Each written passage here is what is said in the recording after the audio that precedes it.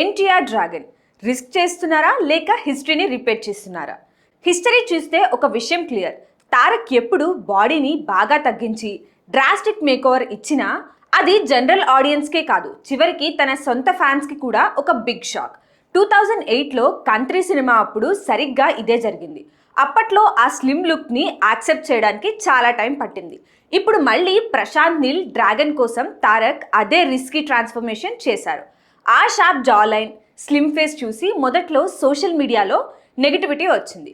కానీ scene cut చేస్తే recent public appearance and improved styling చూశాక మెల్లగా ఫ్యాన్స్కి ఈ లుక్ ఎక్కేస్తుంది. ఇప్పుడు అందరూ ఈ న్యూ స్టైల్కి కనెక్ట్ అవుతున్నారు. కానీ ఇక్కడే ఒక రియల్ ఛాలెంజ్ ఉంది.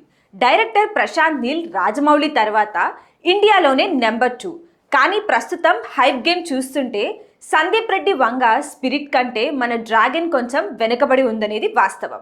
ఇప్పుడు అంతా ప్రశాంత్ నీల్ చేతుల్లోనే ఉంది.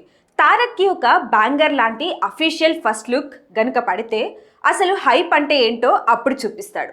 ఒక ఫస్ట్ లుక్ సినిమా జాతకాన్ని మార్చేయాలి. Let's wait and see. మరి మీరేమంటారు?